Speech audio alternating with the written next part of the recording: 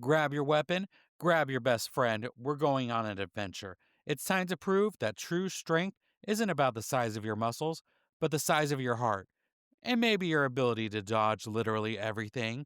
This week, we're going over Ranking of Kings.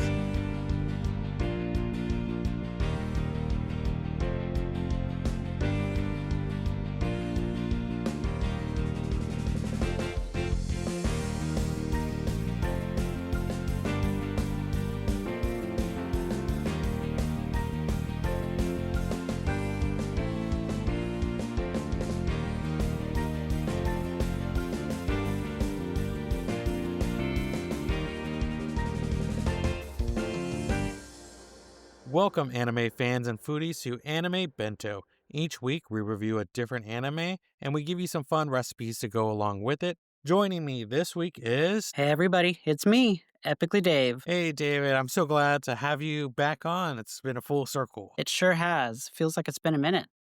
True. Yeah, well, I don't know. It's been too. I feel like I talk to you every day, so it doesn't feel too long, but It's been talking. long enough for me. How about that? Oh, oh, thank you. Too long about talking about anime because we don't really talk about anime when we talk to each other. Yeah, you're right. I feel like we tend to save it for these episodes. I don't Yeah. think we ever really talk about anything like any of our new anime just in case we go to cover it for this.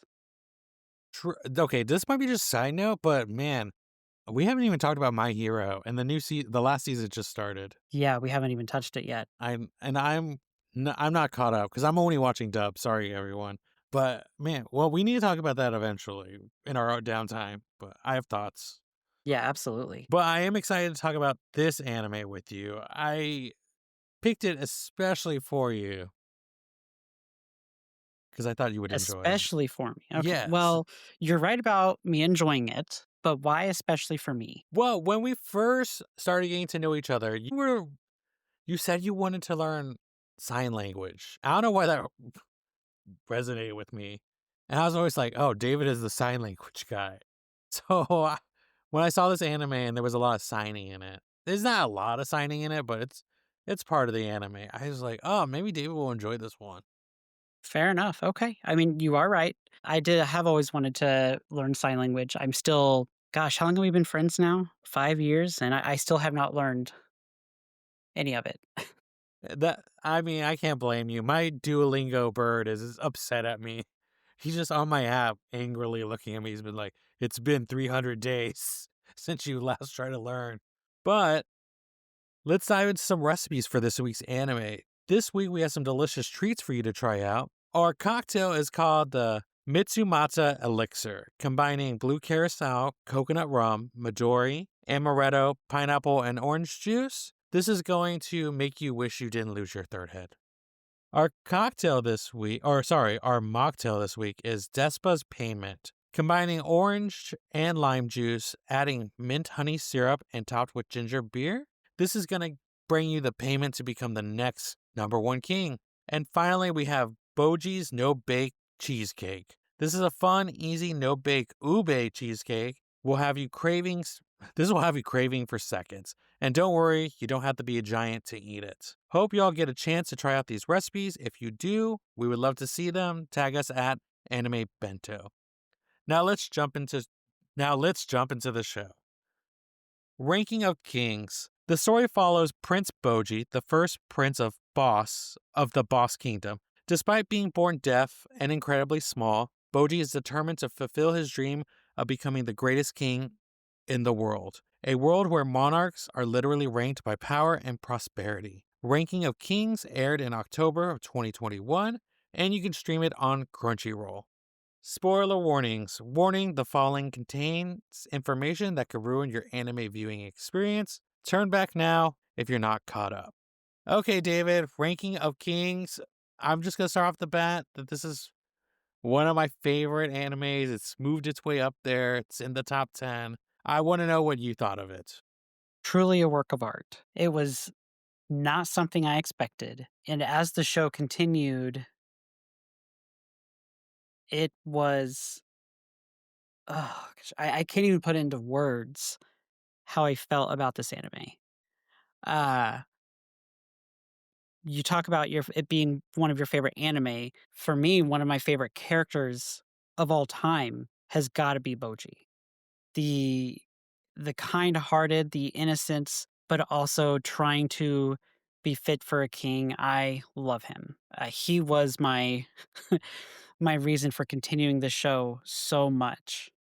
Um, First impressions, like it took a minute. I will admit, it took a minute to figure out everything that was happening, but it still made sense as it progressed. The more details you got, it became a little bit more fluent with the storyline and started to make a little bit more sense. But there were plots left and right that you don't know who's on whose side or what's going on. But all I know is that I am on Boji's side, and this anime resonated with me so hard because of him. And Boji would be on your side too. Boji's on everyone's side. Absolutely. This anime was suggested to me by a friend, shout out Paul, a while back, and it took me a while to finally get to it on my list. And I am okay. Just last week's episode, everyone, for the podcast, I watched Godzilla Singular Point, and to say that that anime was rough and a struggle to get through, and how much I was excited for that, to this anime, I could not put it down. Ranking of Kings is 23 episodes long, and they just flew by. I didn't want to stop. To stop to sleep, to go to work the next day, is always. I did not want to put this anime down. It was so great. I love Boji. For a character who can't talk, it's amazing how expressive and how well communicated he- that character is. I didn't even at times I felt like Kage where I was like, "Oh, I understand what Boji's saying right now." These characters are so amazing. Every time I thought, "Oh, this is the villain. I don't like them," or this person is going against Boji or they hate Boji. You find out that there's the root of this. There's something behind all of it and all their actions, and you're just thinking to yourself, "I can understand why they're this way. I can understand why they're doing these things." It Oh, I cannot recommend this anime any more than I guess than this. I recommend it, everyone. But on that note, let's dive into the story a little bit, the arc. And again, I feel like there are no filler episodes in this. A lot of these animes we've been watching have not had any filler episodes. And for 23 episodes, I think Ranking of Kings is really good, well paced. The story's amazing. But what do you think, David? I wholeheartedly agree with you. I'm glad your friend recommended it for you because we're on the same page. Miguel watched this with me. For those who don't know, Miguel's my husband, but we watched this together and we were on the same page of we got to keep watching. We've got to keep watching. We did not want to go to bed. We didn't want to have to get up and go to work. We wanted to just keep watching to see what happens. It's incredible. There are some really adorable moments. There are also some very high stress moments throughout the story, but it's the pacing is. I'd say it's fine. I will say that there's a lot that does happen, like in your first 15 episodes. That it does seem like you've already told a season and a half. So I will say that there was a lot going on, so much so that it did seem to be more than a full season. But that was just me. For me, the pacing was perfect for myself, and that I never felt that this was a chore. There never felt too long of a part that I got extremely bored at. I overall like I even love that it's just this one contained season. I could want more of this, but the way it ends is just perfect for me. I These 23 episodes, I do think I have maybe one complaint about how it flowed. I can't remember what episode it is, but it's in the towards the end, I believe. And the episode starts off with a recap of things that have happened prior. I guess a recap of the season almost. And it takes a good 5 or 6 minutes of the episode. And I thought, oh, we're doing a flashback episode where we cover everything up to this point. But then we did get into new stuff. That's kind of my only complaint, that I wish we didn't waste 7 minutes of a show that I love so much with kind of recap. Because I can't imagine someone stopping this show and needing to be retold what happened.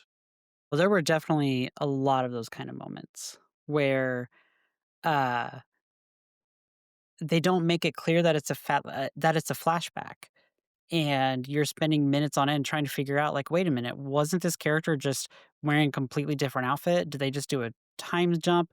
Why is Dinah back but helping out?" Like, there were some moments where it was very confusing in that regard because they didn't make it clear that it was a flashback until maybe 10 minutes later. But it still, even with that, again, the pacing was still fine. It felt like there was a lot to uncover throughout the entire season. Um, Not the end of the world by any means. It's still, like I said, I'm still in love with this show. It they I will say what's interesting is if we can like side note this, the anime art style is very different than what I thought it was gonna be be, because it was more cartoonesque than it was anime. Does that make sense? Like, Yeah, I feel like this is it, the styling and the drawing of it all looks older, like an older style, more hand kind Mhm, of style. I didn't see a lot of there's not a lot of CGI, I believe, in this. Um, it feels I think it feels timeless. It's very classic looking to me. definitely, and I mean, I'm okay with that, like, it was great to watch. It definitely had its cute moments because of the art style. Yeah, if you would have said this was in the 2000s, like the early 2000s, I would have believed it too. Just Oh, 'cause yeah. it looks like I said, it looks timeless. Kind of when you watch, I don't know, certain Disney movies and you're just like, "Oh, this feels as rich as it," like Beauty and the Beast. You know, when you watch Beauty and the Beast and you see them coming down the staircase and they're dancing and you think to yourself, "Oh, this is a timeless animation style. It just looks really rich and well."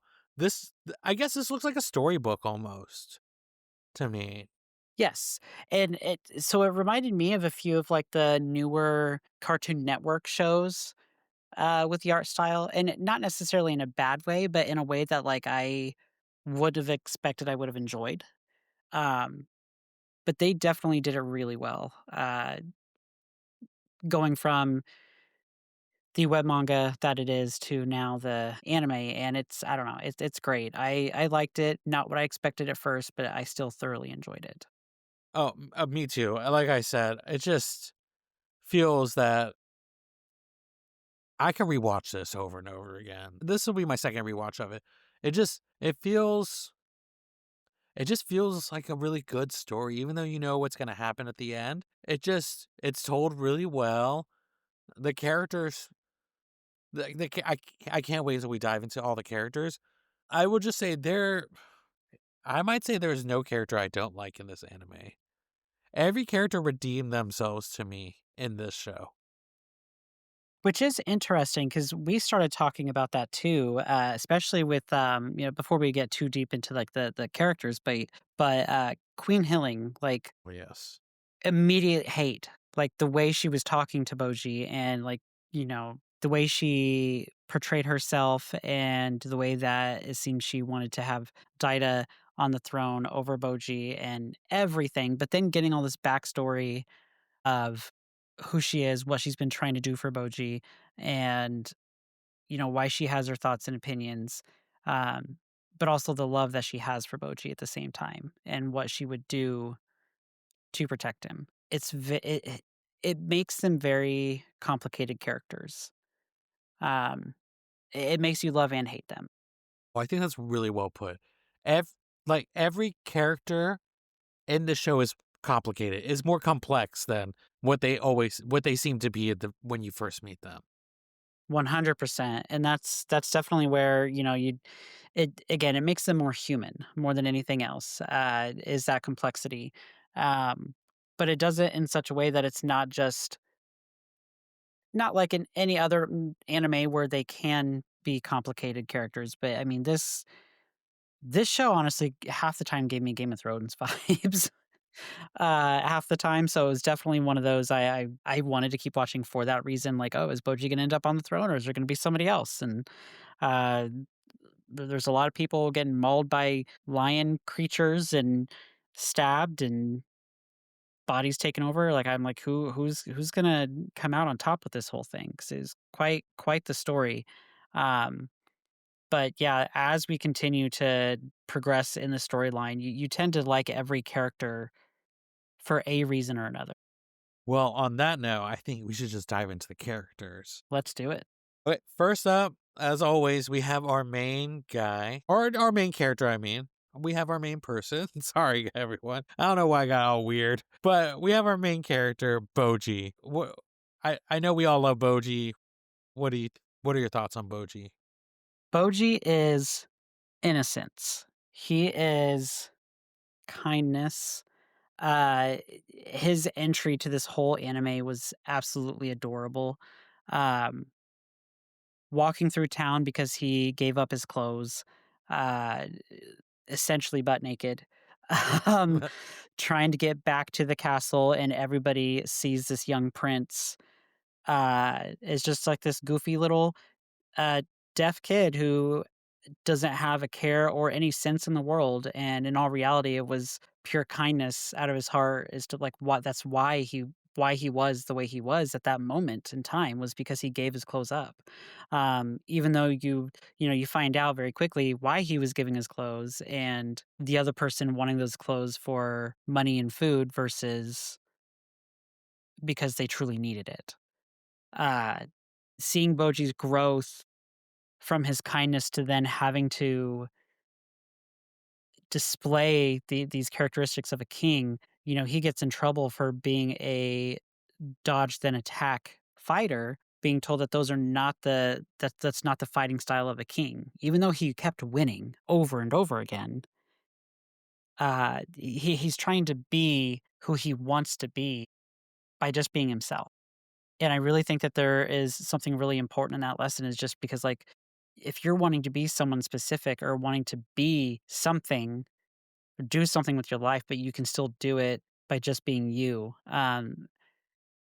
I love that about him is that that's who he is. Even though he keeps trying to take everything that he gets as far as that feedback to heart whenever he's told he's doing something wrong, he takes it to heart and he wants to learn from it, but he's still just him. I don't know. I love everything about Boji. I need to protect him with my life. Boji to me is put this. He's such a complex person. I feel like for me oh, this is weird. I want to say he's like forgiveness cuz he doesn't I would say he doesn't hold on to these things that people say about him, but we find out he does in a way. I love the fact that Boji is a strong emotional character. He's not strong physically, but what he lacks in that, he makes up for in his loyalty and his unwavering trust in people. Absolutely. He sees the good in everybody. And it's not to say that Boji will just kind of let go of anything. We see that in the like first couple episodes when his trainer, or is it his trainer, his teacher, his mentor, betrays him and pushes him into the underworld. He's not easily to forgive Domas for what has happened to him. But I feel like through people like Kage who see the good in Boji and see that Boji only cares for others, it's weird. It's like Boji's strength and his kindness and his loyalty rubs off on other people like Kage who shows it back to him, which gives Boji the strength to forgive Domas for what he's done. It's just like I'm gonna bring this up at the end of the episode where we talk about the themes of stuff and just like breaking the cycle of hate is one of the themes I think in this. In that sense, Boji is starting a cycle of love and friendship. Yes, I agree. And you started to just say something about like his courage, his kindness, his compassion, his forgiveness, how it rubs off on people to help him grow stronger. But then there are those who see it as a weakness of Boji.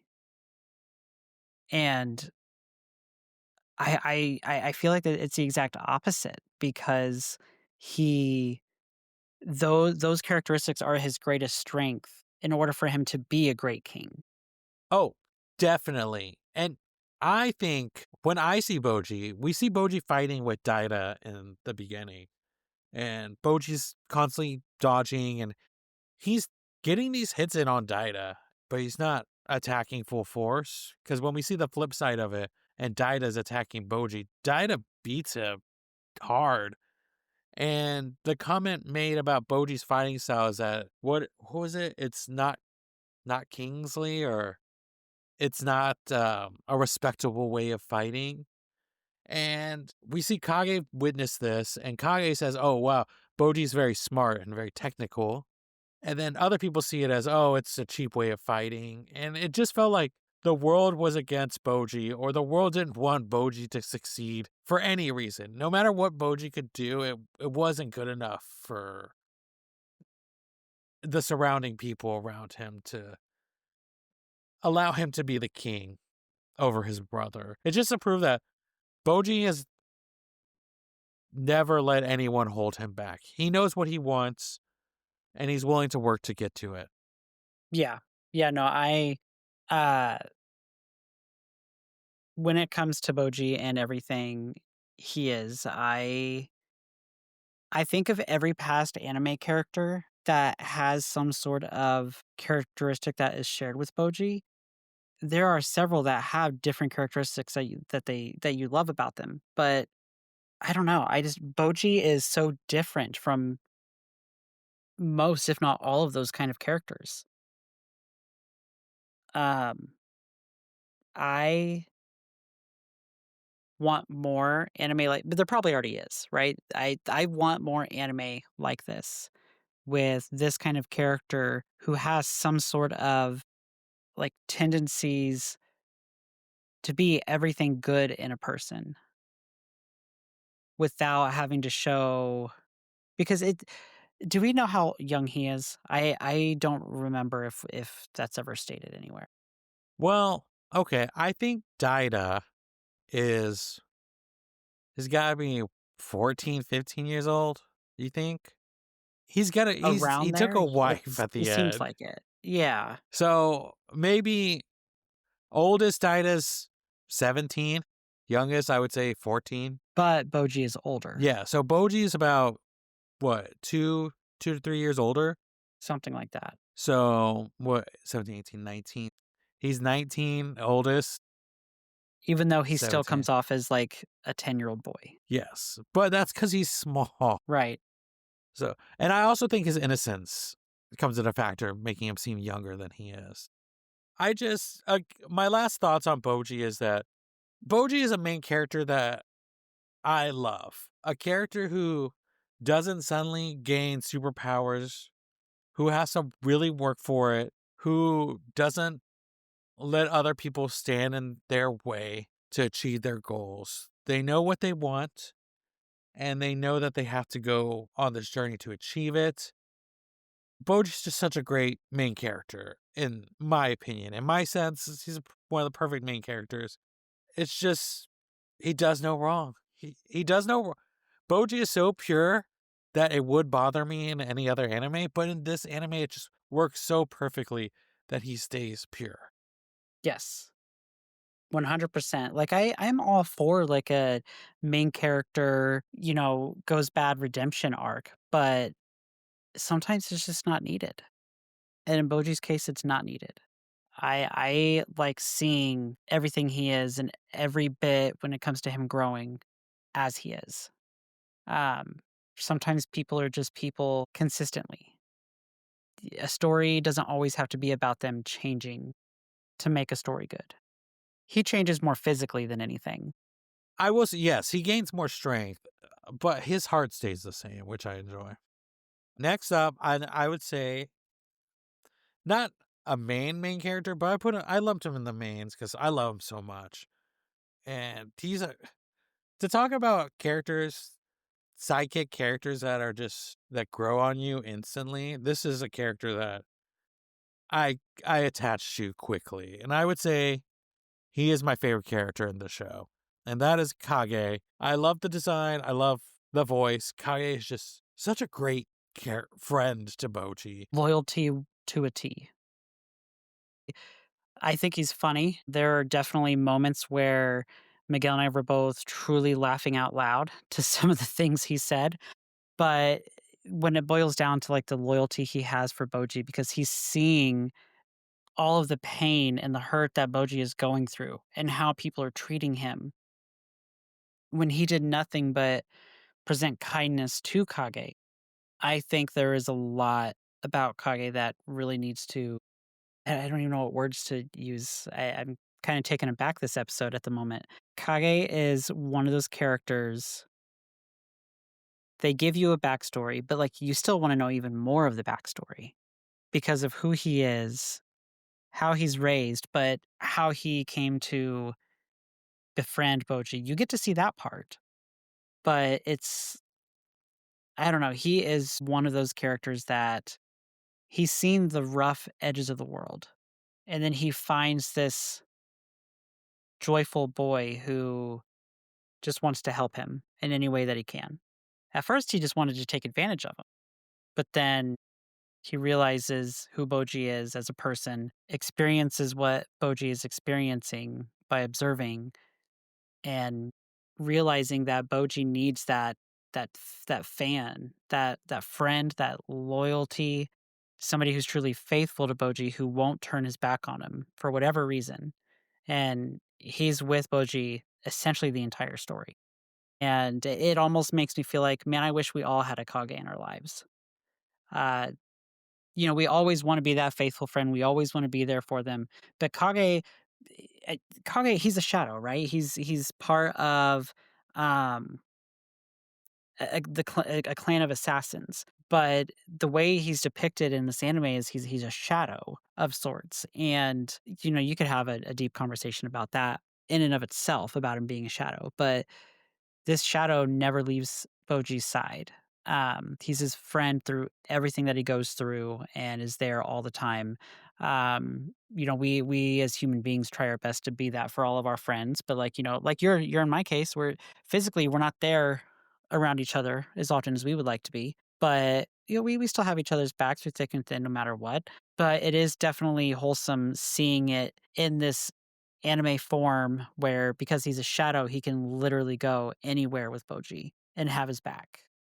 I think Kage is a worthwhile character that even if he had his own show or anime, I think there would be a lot of great storytelling for him.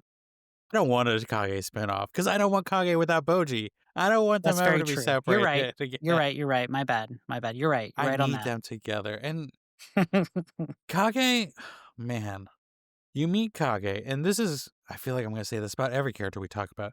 You meet Kage, and Kage's stealing Boji's clothes. Is it stealing if he's asking for it and Boji's giving it to him? I don't know. But he is taking it's a Yeah, I gray get that. area, I guess. Right.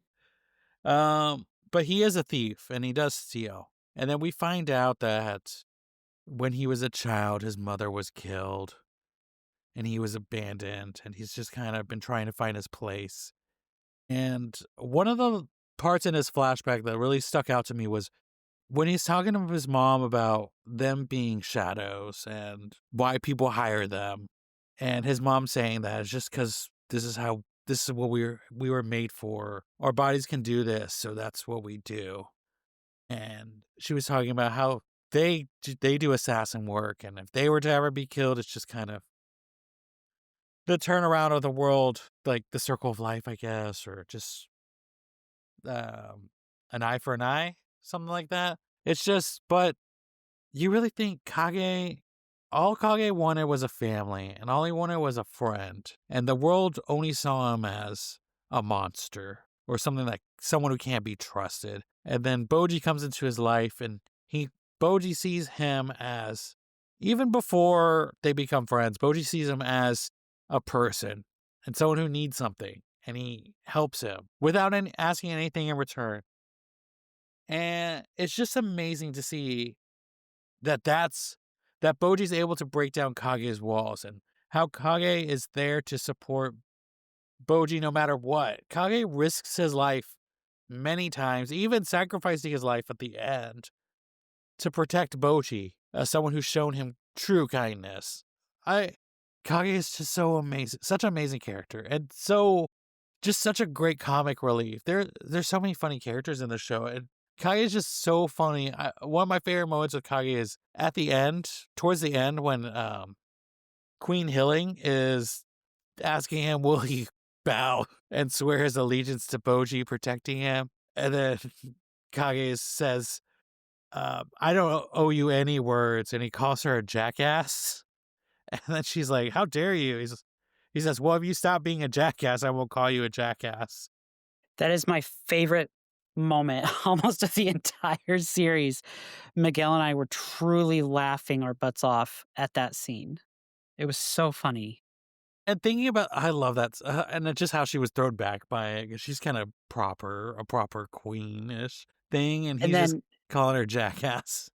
and can you remind me who is, Hilling's, uh, bodyguard? Dorsch, right? Is that his Yes. name? Dorsch? Yeah. I love how she just, like, yelled at him, "Dorsch, apologize Oh, on my behalf for oh what I man. said." It was so funny. Oh my gosh, we truly we lost it. That is where, like, the best comic relief coming from Kage is truly the best comic relief.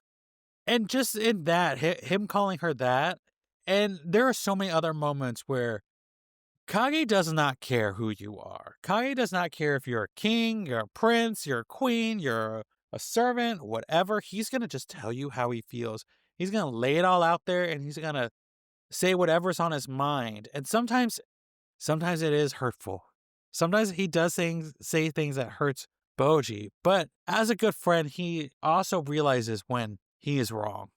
And he does say that he does say to Boji, I was wrong about this, and if you believe in this and I believe in you and we're going to do this together. Yeah, absolutely. They're definitely quite the duo, and I would love more of them. Kage also has, oh, to say that again, I must emphasize this. I might just have to say this at the top of every episode of the podcast. I am a crier, everyone. I cry a lot. And to say I cried a lot watching this anime is an understatement. I feel like every backstory I'm crying. But especially not Kage's backstory, but Kage does die for a little bit in this show. And we see him in the afterlife, and we see his mom calling out to him. And that moment just broke my heart. Yeah. Yeah, yeah, yeah. It was it it yeah, it's there were a few moments like that in this series where it kinda it rips your heart out, the background some of these characters have in general. Even if they're, like, happier, they still set it up to where it's like, "Aw," like, they tug on your heartstrings quite a bit. Yeah, I mean, I could go on about Kage for an hour. Just my favorite Kage moment. Like I said, Kage is my favorite character in this show. I I think the only time I was really upset with Kage is when he left Boji at the end of the series. After Boji becomes king, spoilers, Kage leaves his side because he thinks Boji doesn't need him anymore, and that upset me. Yeah, I do wish that he coulda just been there. Um, I know it's to tell the story of how he became the king, but there shouldn't have been a reason why Kage would have wanted to leave. There's just no if he's his faithful friend and companion, and now your faithful friend and companion has become the king, why wouldn't you wanna stay? Why wouldn't you wanna continue to see him succeed? I mean, I can understand though. I do feel like it did seem like Boji finally found everyone who was rooting against Boji accepted him and understood who Boji was, and it did feel like Kage didn't have a in his mind. It seemed like he didn't have a place anymore. That he helped Boji do what he wanted to do, and now it's time for Kage to start his life and become a respectable person. I really love the end where Kage this is out job hunting. He's like, I see you're looking for a salesperson. Kage's just such an amazing character. There's so many great, amazing characters in the show. Another character that I hated and then I ended up loving is, well, we'll just start with Queen Hilling.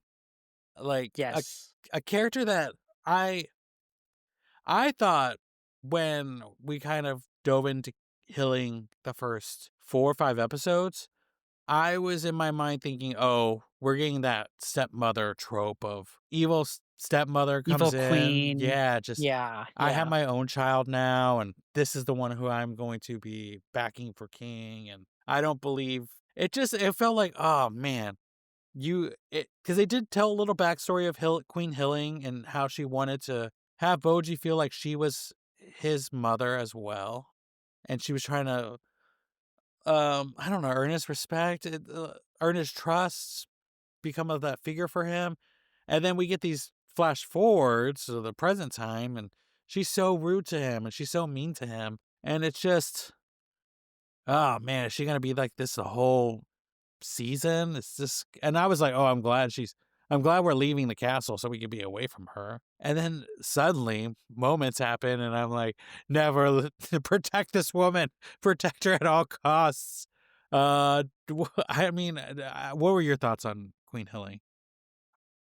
Yeah, I mean, kinda the same thing as you as far as the first few episodes, that was the exact my thought process. Like I said earlier when we first started, this episode was like, she was that evil stepmother. She had a lot to say about Boji to Boji. He could read her lips, and it hurt him, the things that she said that she didn't realize he could understand. And you're just like, "Gosh, how dare you treat a child like that? Let alone your new child."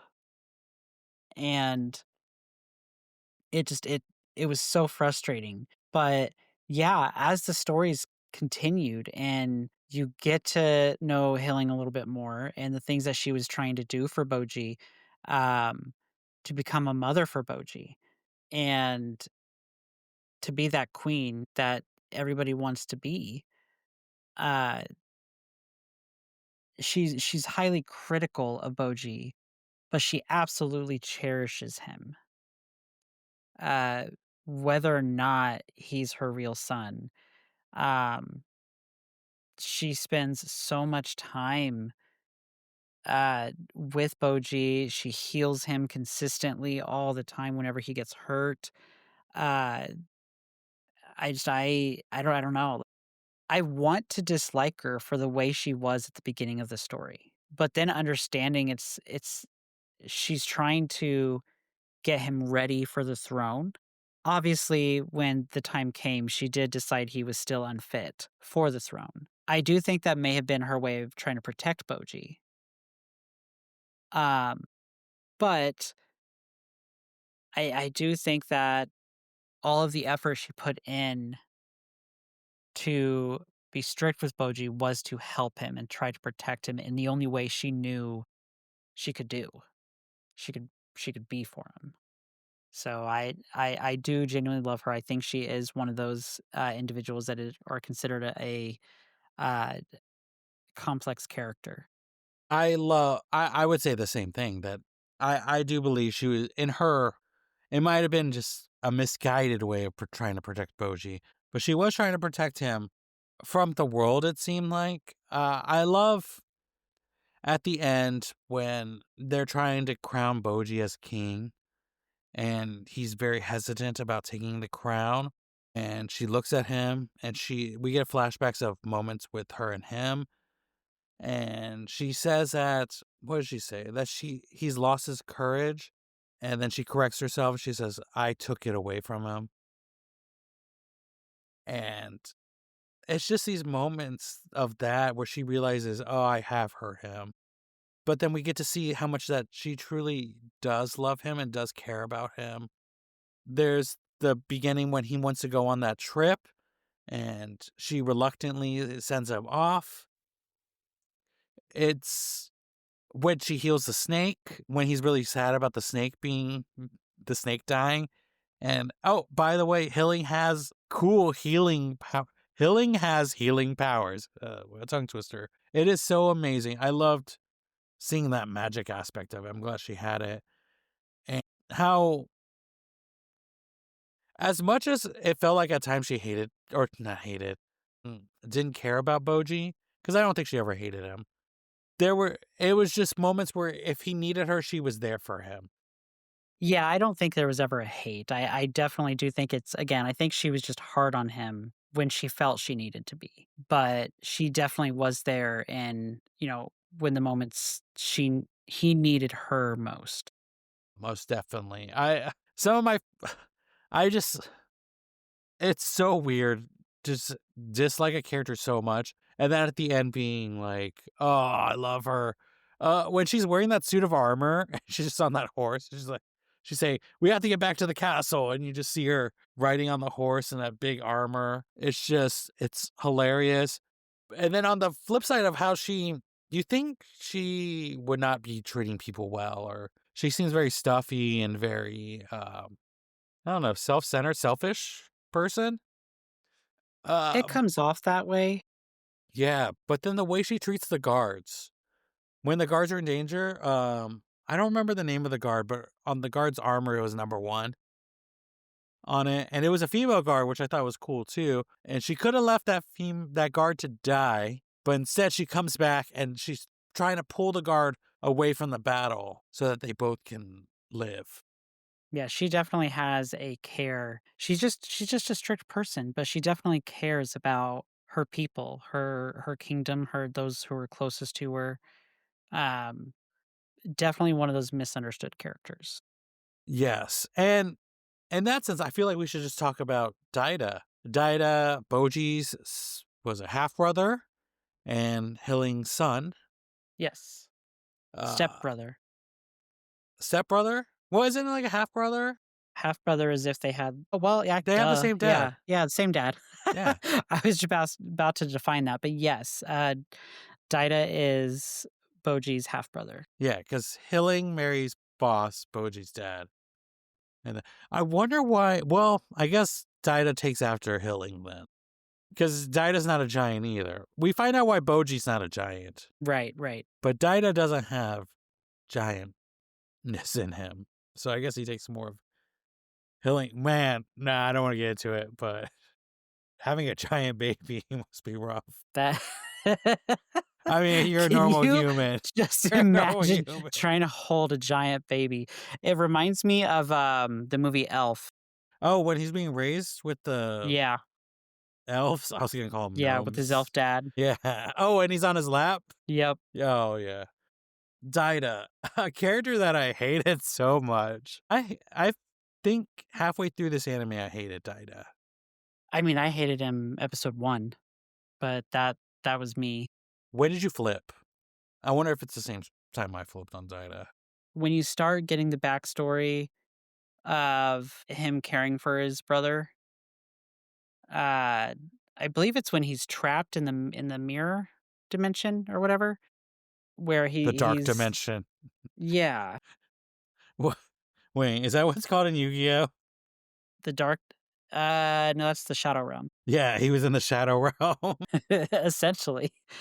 But yeah, no, he started to have moments of like flashbacks of him taking care of his brother or his mother, Queen Hilling, telling him that he needs to take care of his brother because his brother is incapable of taking care of himself. And you do get to see a few bits and pieces here and there of Daida, like some good in Daida. Just like Boji, he's trying to do what he can to, live up to his expectations. And I think that makes sense. He's trying to be everything that he's asked to be.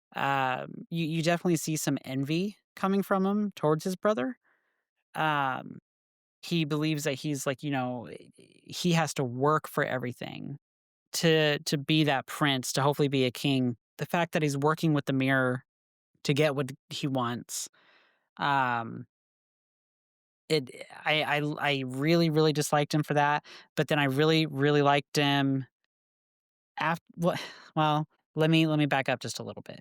I liked him a little bit with the fact that when, the mirror was trying to get him to drink his father's blood, to just immediately become everything he needed to be. When he was all like, "No, if I'm gonna do this, I need to do it by my own strength, by my own hard work. I did like that. Um, but then I did grow to like him a little bit more when we are going through the whole magic mirror stuff. Yeah, okay. My problem, I don't know. I guess we wouldn't have a show if Hilling just destroyed that mirror in the beginning. Because how did Dida even get the mirrors? One of the questions I have. Because Hilling throws it out of her room when she first moves into the castle. Because she says that mirror is evil, and then Dida ends up with it. Mm, it's kind of weird. I don't know. It could just be like Lord of the Rings. The One Ring somehow tends to find itself wherever it needs to be. Dida, Dida is a very complicated character.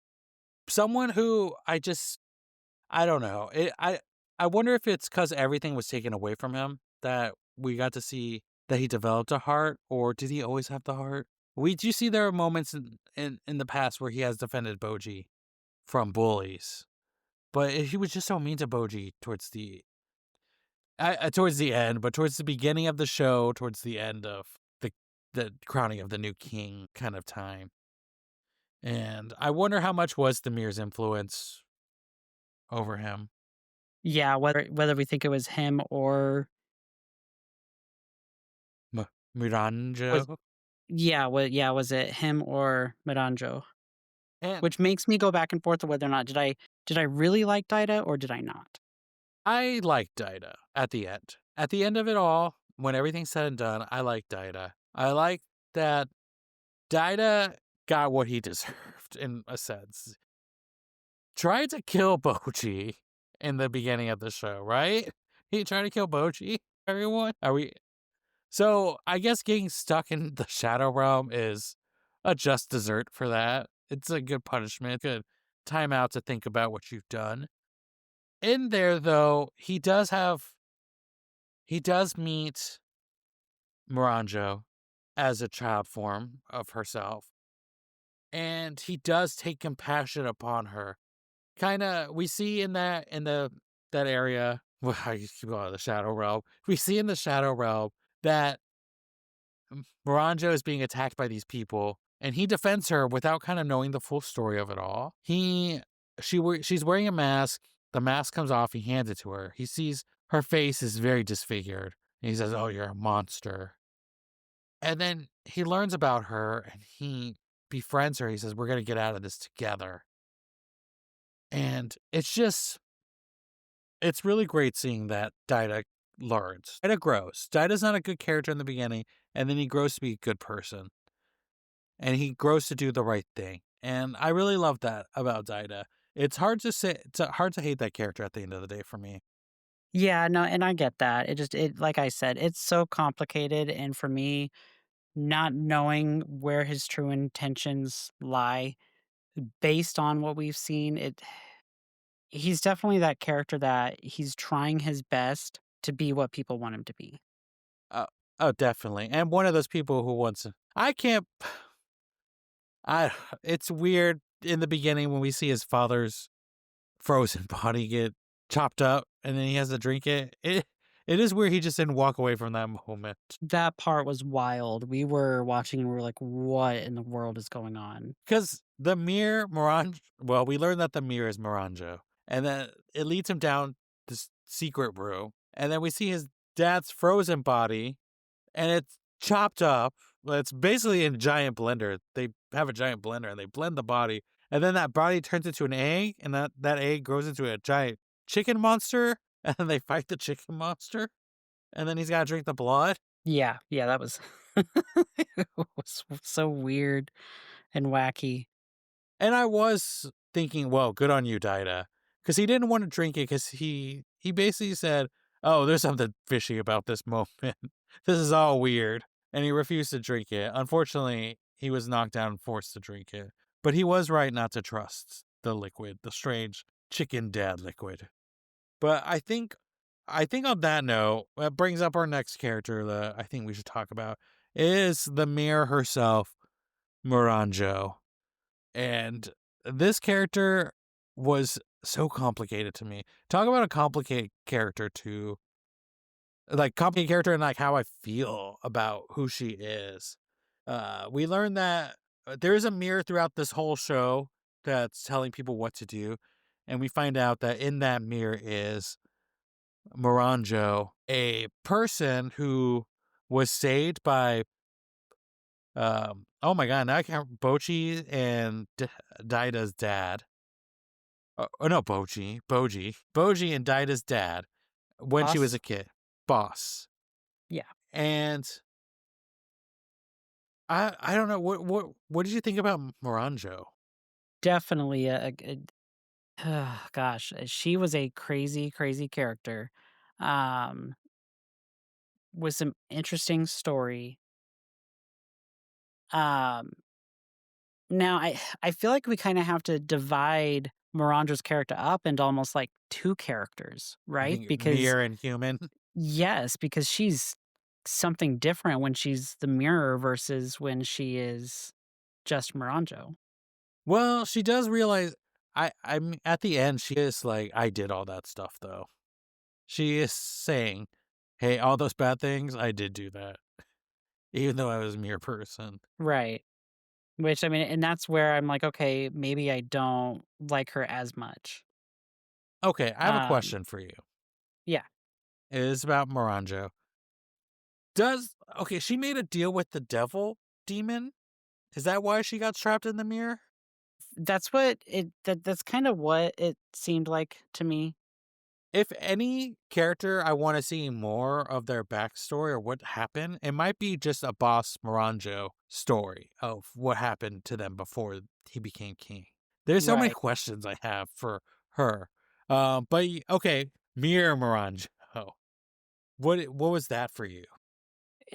Creepy, but, like, I mean, she has her own intentions, and then when they even ask, "What are your true intentions here?" It was her answer was built on, like it seemed like built on revenge. I can't remember her exact words, but it was to bring like, to make this kingdom fall or something like that. I don't obviously, those are, like, the what's coming from her, from what she went through as a human, but it's like her just the dark side and only the dark side. So I don't know. It's hard for me to say I would love to protect her kinda thing, or not love to protect her. I would want to advocate for her because I really don't think I would want to. So you're not marrying her at the end of the day, like Dinah. Yeah, I thought pretty that was much. weird too. When Dinah's like, "I'm A marrying little you," bit, by the way. little bit. Okay, well then on the flip side, because Miranda's just one I think Miranda's just one difficult person for me. But okay, after Miranda comes out, or well, because she's out of the mirror for very little. But I guess in human form we see flashbacks. Is that kind of what you're talking about? Where you find the two different sides of her? Yes. Okay. I'm her childhood was very, very rough. Her mother is murdered. She is tortured by the village. They disfigure her face, they cut off her hands, and because we meet her in the Shadow Realm with Daida, and it seems like, oh, maybe she is, because we only know her as Mirror Lady, and you think, oh, maybe she is a bad person. But really, you find out, no, she did nothing wrong to this village. Her mom actually was helping all these people. Right. And it's just, oh man, it's such a horrible story that, or a horrible thing that happened to her. And Boss is the only one that protects her. And in that sense, it's really weird being, I can understand her motives that she wants to live in this time where she was happy. And that was with him when they were traveling and he was on his journey to become the strongest. And that's when she was the happiest. Yeah. And then she just became overwhelmed, or not overwhelmed, but I don't know, she just wanted to be with him. And okay, I was thinking about this the other day about his boss's relationship with her, and I come to the conclusion of it's like a father-daughter relationship. What do you think? No, it definitely seems like that. And it does break my heart that boss only wants to see her be happy because he knows how much pain she's been through. And for her, she doesn't want to be without him. and she'll do anything to keep him forever, even if it is to murder people. I don't. I mean, if Boji's mom can forgive her, then I have to, I guess. But she killed Boji's mom, Right. and oh man, she is a tough one to come around. I do think at the end of the day, I did come around, just because I don't know. We all do stupid things, right? We're try- when you find Sure. happiness and you're like, well, I mean, we never murdered anyone. At least I Right. haven't. But But you don't make it sound accusatory. I either. okay, for the record, neither of us have murdered people, but she has. Moracho has. Um, it just now I don't know where I was going with this. I don't either. Oh, man, you threw me off. I I did nothing. I just mean like when you find happiness and you find that moment that really makes you happy. I guess it's that dopamine, or I feel like we all collectors know this. People who open trading cards know this. The feeling you get when you open a trading card pack. It's that really nice high, and you're like, I want to keep this, or I want to be in this moment. And I feel like for her, she wants to be in that moment forever because her life was so rough in the beginning. And she says, if I could just live in this time for the rest of my life, I'll truly be happy. And it's caused her to do horrible things to Right. live in that moment. Do you think there's redemption for her? No, not really. Not Uh, every character needs a redemption arc. so you don't, she's non-redeeming. I don't think so. Well, I think that wraps up, but are there any other characters you want to shout out before I get to one of my other favorite characters? No, go for it. Okay. We all know I love Kage. I love Kage so much. Great person. But then a close second, and I feel like truly someone who speaks to my soul is Despa. I love Despa a lot. I mean, aside spin-off show, just Despa riding his unicorn, his horse, his chubby horse is something that I would love to just see. It Uh is truly funny.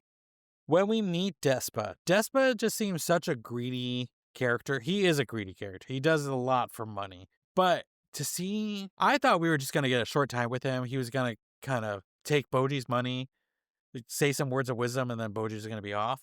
But he truly trains Boji to be the swordsman, to be this epic swordsman who can take on his dad at the end of the day. Despa is such an amazing character. There's so much I love about him, how just hilarious he is. And then we get the backstory about him and his brothers. And again, I'm just here crying about this backstory about how his brothers, each of them kind of, two of them had powers, one didn't, and then the one was corrupted by eternal life that he didn't even want, and how Yeah. they want to save how he wants to save his brother from that. It's just, Despa's so amazing. I love Despa so much. Yeah. No, he's definitely a very fun character. I don't know, like, yeah, I don't know if I have truly loved any other kind of characters from this show. Um, I yeah, it's outside of Dorsch. I really liked Dorsch. Dubbed Shield of the Queen, the one who like consistently lays his life on the line for her, even though she didn't want a bodyguard like that to begin with. He was a really good character. Outside of him, the other characters, like, they didn't really speak to me. They were all just, other additions to the story. There were a lot of characters in this series. Um, I mean, because we could go into Despa's brother, Desha, or, Aken, I think his name is? Yeah. Oken? Um, but, I mean, I just liked yeah. Boji to me is always the number 1 in this series, no matter what. We all love Boji. Another character We I all really love like was Boji. Hokuro. I think Hokuro is a great guy. He's the other person when Domas and Boji go off on their journey. Yes, yes. I something about him was just how he always observed how the world treated Boji, and that he just wanted Boji to be happy. He wanted Boji to find his place in it. I love when he finds out that Kage is Boji's friend, and then Kage or Boji has made a true friend, and he starts crying. It's just Hokaru is just such a great guy. I hope he becomes really. I do wish he would have just went with Boji at the end of the show. Right. I would have loved if he was one of Boji's first. I don't know what they call it, knights in this world, Maybe. guards. Were there any other favorite? Did you have any other favorite moments in the show? I know we talked about a lot of moments, so I don't know if you had any other standout moments. I as well, and this kinda all happens, like, in the same battle sequence, but, um, I loved the two-headed snake. I can't remember its name, the large serpent that saves Hilling's life. Um, I love that moment where it comes out and it saves her life. I love the moment where she finally sees Boji for the experience that he has, the strength that he has, Oh yeah, truly funny. yeah. I love them. Hilling is just funny. All her moments are just hilarious to me. Um, I do love when the snake comes out. The snake's name is Mitsumata, and I love when Mitsumata comes up. At the end, it's a giant snake now, and Mitsumata's like, "We've met before. I was dying, and you and Boji brought me back to life." Long story short, but come with me, Hilly. Man, they're just yeah, you're right. There are so many great characters. Oh, I remember a moment that. Well, are there any other moments you want to talk about? I don't think so.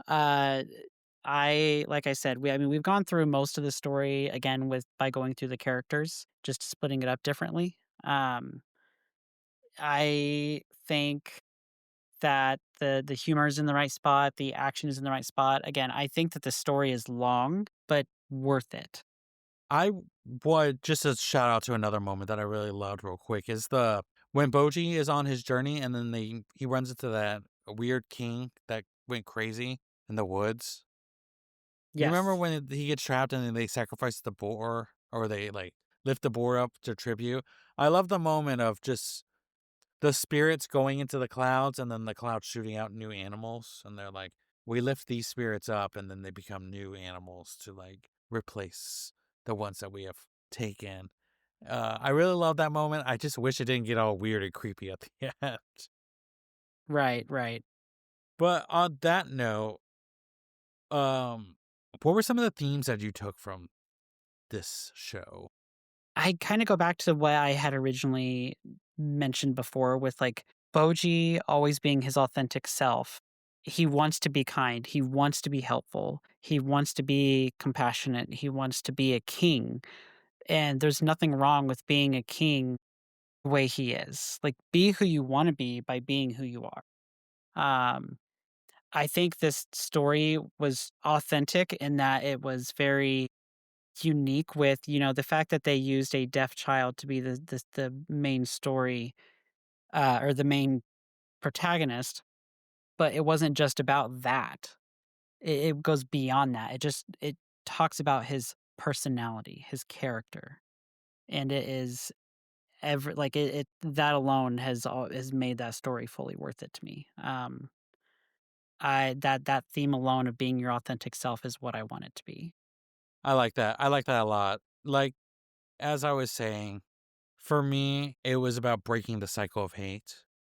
I believe every character had a reason to hate each other or to hold something against each other. Boji to Queen Hilling, Boji to Daida, I guess Boji to everyone, really. Right. And then, in that sense, Hilling to Boss for taking Daida's body, Daida to Moranjo. All these people had reasons to hate each other for the rest of their lives. And like I was saying in the beginning, with Boji kind of created this, he broke the cycle of hate by creating this cycle of forgiveness and friendship.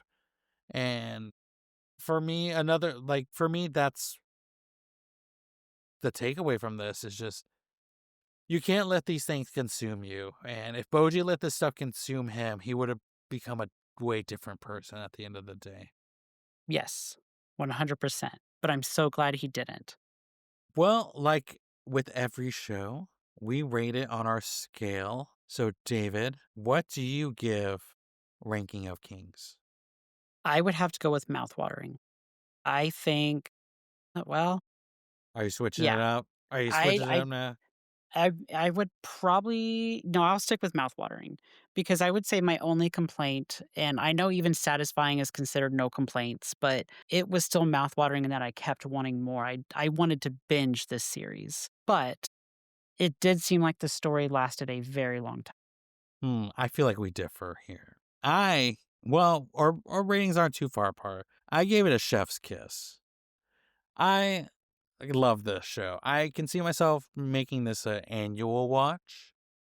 I I like the pacing. I think it flows pretty well. There are very few moments where I got completely zoned out. So I think that's a good anime.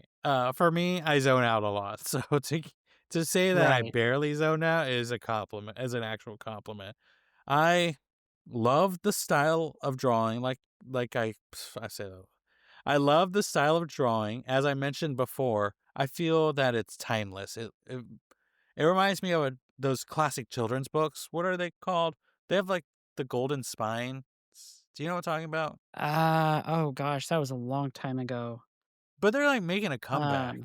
yeah, I can't remember the name though. If you know I the wanted name, I let wanted to us say know. Scholastic, but I No, it's don't not just know. Scholastic.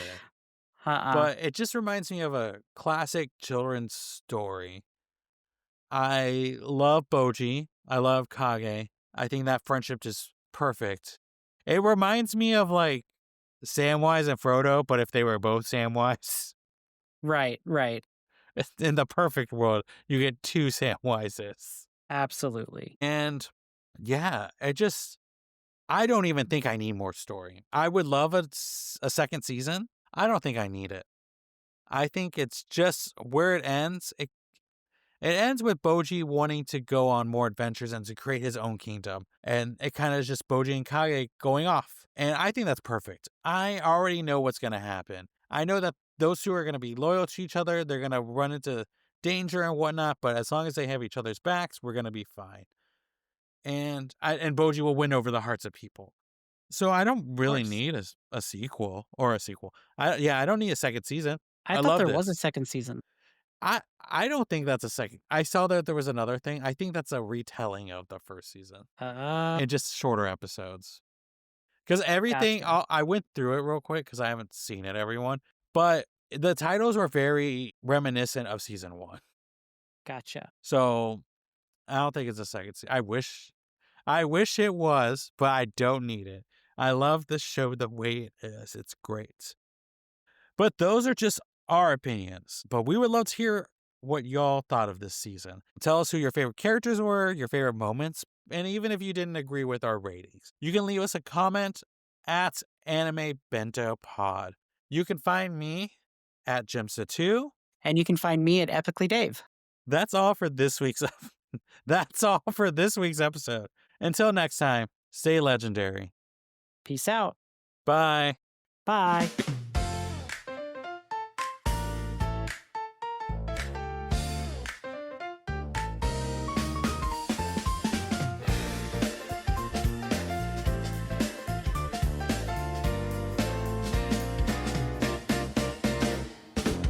Open the box, what will it be? A world of wonders, just wait and see. Big eyes, big dreams in every scene. It's anime bento, it's your routine. Laugh, cry, shout, let it all flow. Heroes, villains, battles will grow. Grab your chopsticks, here we go. Anime bento steals the show. Slice of life or action pack, romance twists or demons attack. Every flavor, every track. Anime bento keeps you coming back. Tune in now, don't be slow. It's anime bento. Let's start the show.